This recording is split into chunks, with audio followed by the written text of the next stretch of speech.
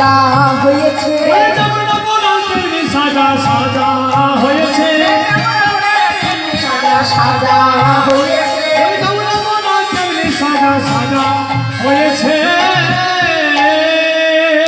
তুই বলছিস তোমার সাজা হয়েছে? ও মা, গোবিন্দ কিন্তু মাথায় চূড়া বেঁধে, পায়ে নুপুর বেঁধে, পিত্ত থাকে ফুল বেঁধে বলছে কিনা বাজি কষে দিচ্ছে। তো যখন সুমনকে জিজ্ঞেস করেছে, সুমন আমার সাজা হয়েছে তো? সুমন বলছে হ্যাঁ, এমন সাজা হয়েছে, গোয়ালা বাড়ি যাবি তো? বাংলাটির অভাব নেই, একবারে নাগা দক্ষিণা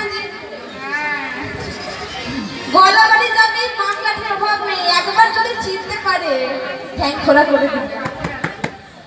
ওমা, আপনাদের বাড়িতে আছে তো বাংলাটি? আছে? তাই এবার গোবিন্দ কি করেছে, চূড়া বাঁশি নুপুর খুলে রেখে একটা ছেঁড়া ফাটা কাপড় পরেছে, আর গায়ের কালো রং থেকে ঢাকবার জন্য লাল মাটি অঙ্গে লেপন করেছে। এবার বাবু ভাবছিল কি সুবল যাবে না, সুবল ভাবছে গোবিন্দ হয়তো একা একা যাবে, আমাকে নিয়ে যাবে না, ভালো আমি যাবো না। এবার